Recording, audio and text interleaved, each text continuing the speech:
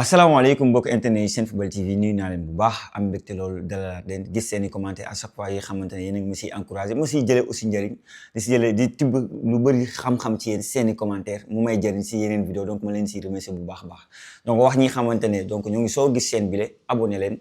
cliquer leen si cloche moo leen permettre vidéo bu ñu dugal ngeen mën ko seetaan ba ñu fàtte aimer c'est très important ñu mën a commentaire aussi commentaire gars yi cette fois ci damay def équipe probable mu koy teel a def boo xoolee temps yi passé dama koy def veille de match parce que temps bi entre entraînement des lions yi ngay def transport yi dugg génn bi après le temps pour monter la vidéo et tout ça prend énormément de temps donc ma teel ko def ci image bu leer parce que fii parfois nga gis jant c'est tout un problème donc comme que gis naa ne tey leer na et tout ma ne pourquoi pas def équipe probable léegi li ma jàpp ne donc Pape Thiaw moom lay teg si suñu match contre Mali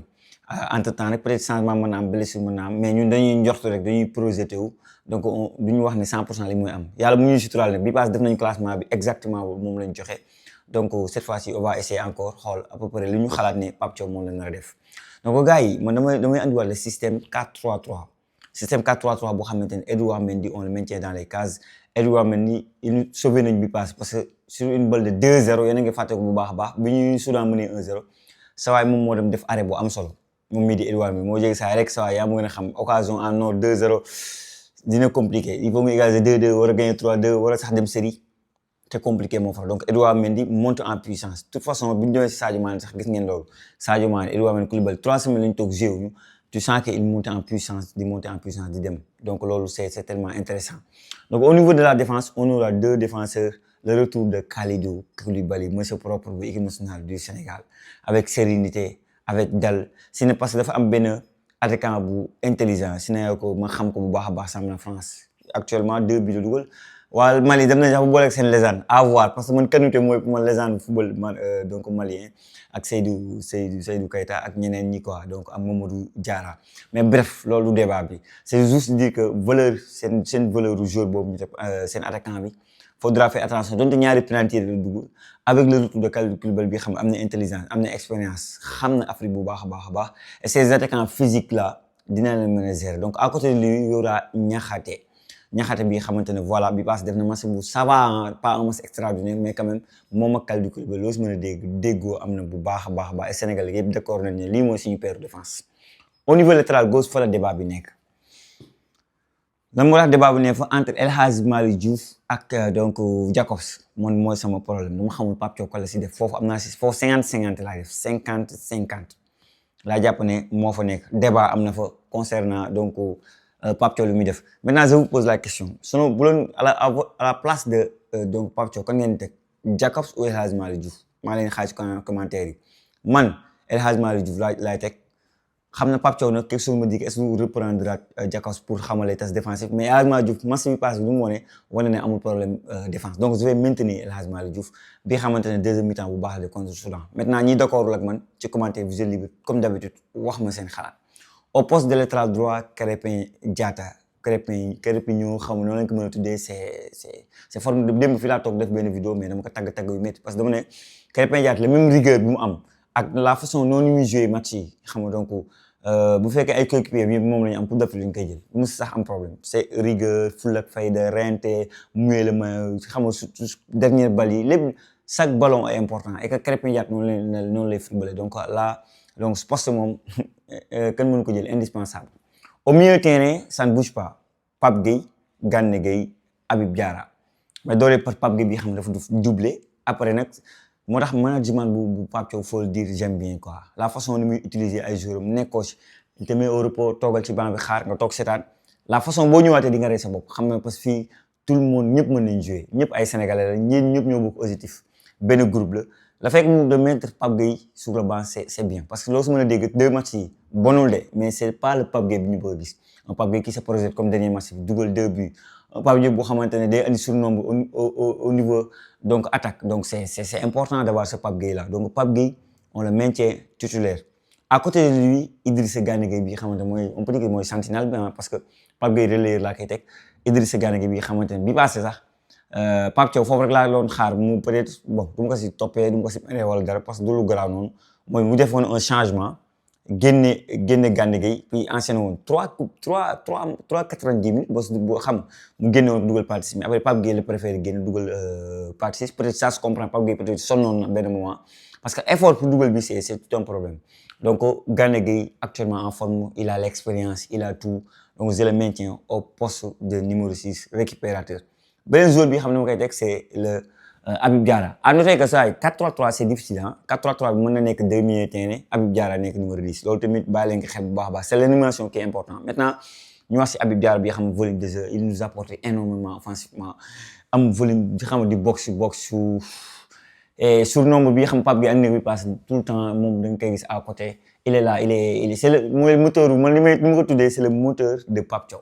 Habib Diarra li muy def nii ku ko seetaan Strasbourg avant mi muy dem sa daal du la bett ku ko seetaan dernier match Sénégal avant que muy blessé du la bett c'est quelqu'un boo xamante ne il peut t'apporter des buts c'est quelqu'un boo xamante ne il peut courir partout ah xam nga donc moment bi ñu contre beneen bi ñu rouge dafa dugg tu sens que deux personnes la donc Habib Diarra et comme ni mu ko waxee animation offensive fait que souvent même man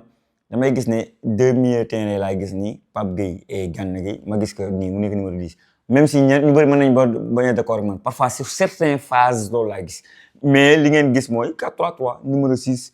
Gana deux milieux terrain relayeurs à savoir Pape Gueye à savoir Habib Diarra sur les contre-attaques souvent nañ leen di gis offensivement parlant ñu mën a andi apporter quelque chose donc Habib Diarra titulaire aussi il y a pas de débat bu ñu avancer un peu on va mettre Sadio Mané bi xamante ne voilà actuellement donc au niveau offensif c'est le meilleur attaquant sénégalais actuellement c'est le meilleur même si bu la neexee nga ne non Ibrahima Mbaye c'est le meilleur loolu beneen débat dinañ si ñëw bu baax baax mais pour l'instant Sadio Mané est le meilleur actuellement meilleur passeur décisif de l'histoire de la CAN c'est tout simplement extraordinaire Sadio Mané tu te dis que souvent moo sonoon Jakos bi passé parce que Jakos lii je trouve que El Hadji Malick Diouf li mu mën noonu dem yéeg mënu ko ba pare El Hadji Malick Diouf prend plus de risques est-ce que Sadio Mané nekkul plus à l'aise avec El Hadji Malick Diouf qu'avec Jakos loolu question la point d'interrogation la et souvent dañ naan football ses meilleurs joueurs dañ leen teg ci meilleures conditions ce meilleur joueur c'est Sadio Mané jusqu'à présent il démontre encore une fois que c'est notre meilleur joueur donc en tout cas en tant que titulaire parce que débat Ibrahima Mbaye beneen débat la pour man da nga war a xool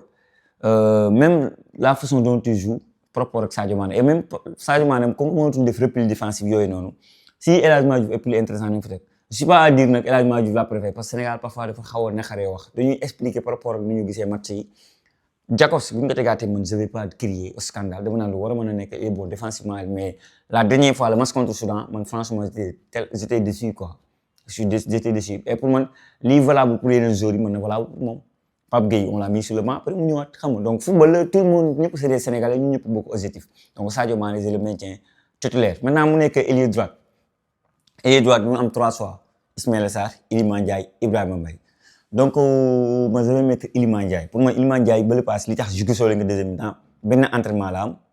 xam nga donc jóge si blessure xamoon na ne Ismaïla Sarr ak Iliman Ndiaye war nañoo mën a gérer si tout va bien contre Soudan et non ni ñu koy wax Ismaïla Sarr ak Ibrahima Mbaye war nañu ko mën a gérer donc du coup Iliman Ndiaye n'a pas joué et sur ce match là je pense que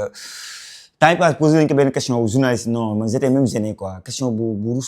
gênant quoi naka yow gisoo xam nga qu'est-ce qui se passe yu demee noonu daal mais nga gis que reetaanu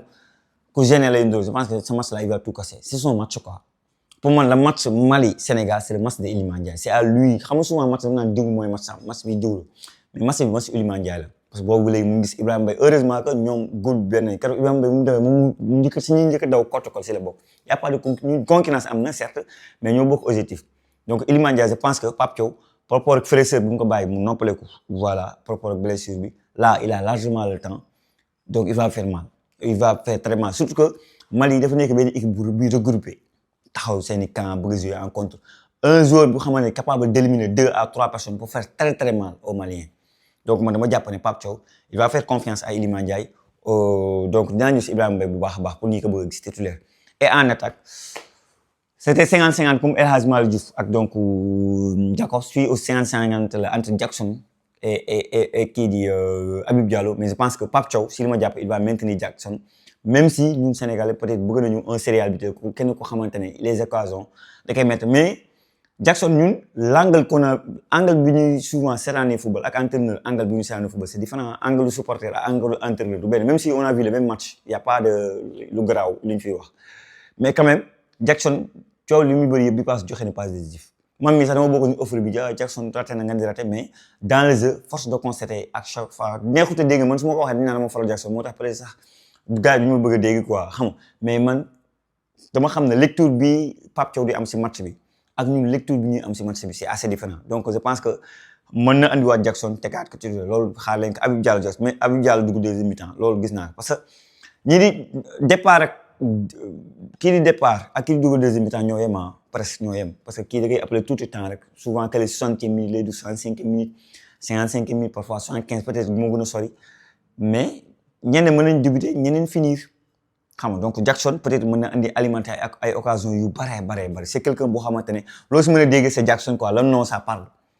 gars yi rek attaquant yi ni ñuy sauver Sadio Mané noonu la ñu wax Jackson joueur bu nekk Chelsea Bayern capable de dribbler xam nga y a des choses yu xamante ne donc sax mën a wax et fii en Afrique si tu as des joueurs capables de dribbler capables d'amener quelque chose avoir des liens avec le attaquant ça peut être très intéressant le contenu de match de Jackson mooy li may wax ma ne souvent sénégalais yi dee leen def le pourquoi Jackson du am ay occasion yu bëri Habib Diallo du ko am wala Serif Ndiaye du ko am wala keneen